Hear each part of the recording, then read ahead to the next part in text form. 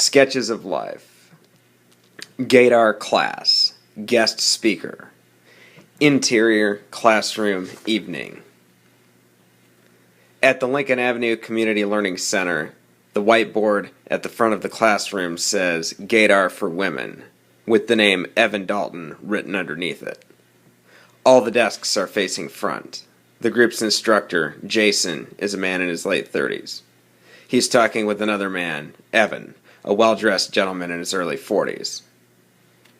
Almost all of the desks are occupied by women in their 20s, 30s, and 40s. The notables are Catherine, a pleasant young woman with horrible gaydar; Heather, a more professional woman with an icy, cynical disposition; and Michelle, a woman who looks like the girl next door. All the women have office jobs and look as though they've come to class straight from work. Jason addresses the class.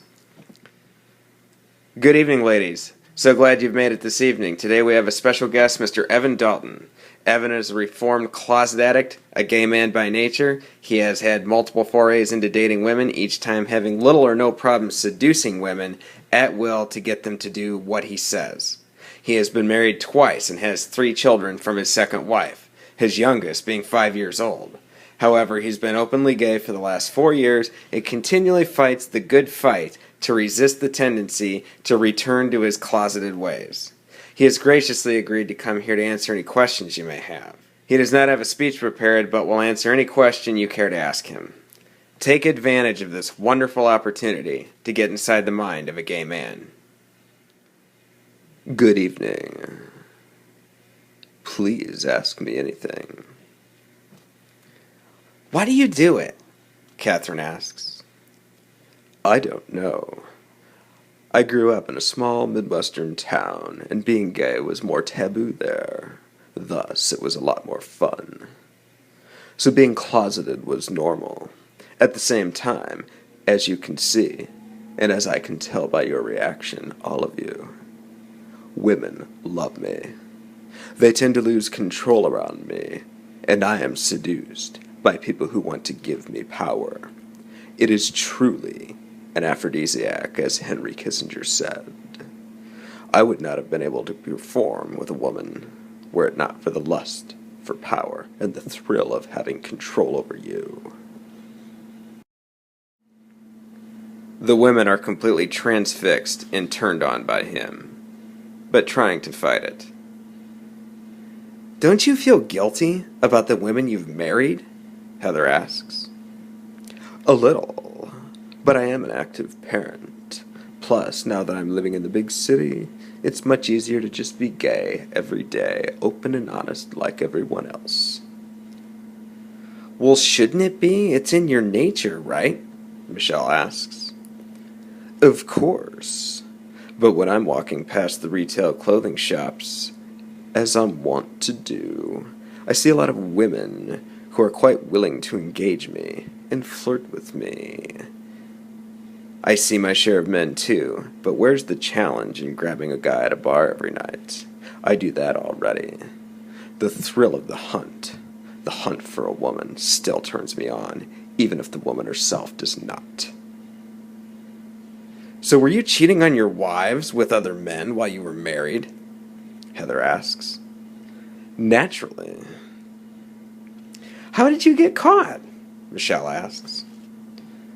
My first wife found out very quickly because she caught a few messages on my cell phone. My second wife never knew, doesn't know to this day. She's a busy mom, and even though I would disappear in the evenings with regularity, I never came back with a woman's perfume on my shirt, or lipstick anywhere, or strands of hair in odd places. Thus the tells are much less visible. By the end, though, I wanted her to catch me. I started to try on dresses in front of her dresses, right in front of her, but she just thought I was being funny, just trying to get a laugh out of her. She thought it made me a better man, that I saw the humor in it. To this day, as I said, she still doesn't know that I'm gay. But what about your children? Heather asks. I see them frequently and have supported them financially for their entire lives and will for the rest of my life. My oldest knows. We discussed it, and I encouraged her to tell Mommy if she felt ready to, but she said that she would prefer to keep it to herself for now. Are you forcing her to? No, as I just said. I've told her that if she wants to tell Mommy, she can, and I welcome any questions Mommy may have for me. By the way, you look absolutely gorgeous. Heather blushes a bit. Thank you. But I don't know what that has to do with the class. Actually, it has everything to do with this class. See, you simply can't resist me. I can tell that most of you are predisposed to resent me because you think I'm a bad father. I am unquestionably a bad husband, and I have wasted the time and emotional investment of many women, significantly more women than Jason here will ever get a second date with. That's true, Jason says.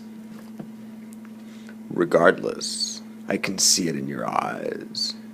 The willingness to disregard my orientation, to conveniently forget my past transgressions. You don't care that I can manipulate your psyche, and you can't control your desire for me. What do you do for a living? Catherine asks. I'm an accountant, a very successful one. Did you accept a position here in Chicago? Michelle asks. Yes. With whom? She follows up. Ladies, we're getting off topic. He's not a bachelor. He's a confessed homosexual who's here to try to help you understand why you're having a difficult time with Gaydar. Jason, I am a bachelor. I'm a divorcee. Jason turns to Catherine. Catherine, honey, remember what we talked about. Stay focused on your goal. You're right. Okay. Mr. Dalton, when you look at a woman, what draws your eyes? Excellent question. I am drawn most to a woman's eyes. The eyes truly tell you everything about a person. Also, because of who I am, women will reveal more to me in their eyes than they would even their entire family. Catherine turns to Jason. What am I supposed to do with that? There's no way I can tell if that's a gay answer. He's extremely handsome. I feel like he's looking deep into my soul. And he's not dressed like a cartoon character. He's extremely handsome, as I said. This is unfair. I don't know if I care, Michelle says. Me neither, Heather says. So, can you tolerate intimacy with a woman? Michelle asks. I think I can see faking your way through sex a few times, but what about all the touching, the flirting, the comfort that's part of a long-term relationship? It comes and goes. Who initiates the lovemaking? Michelle asks. The woman does. So when you were married, did you go long periods of time without being intimate at all? Michelle asks. Intimate with a woman, of course. You ladies are a strange breed. When it comes to sex, you go ice cold eventually, no matter how much you want it at the beginning.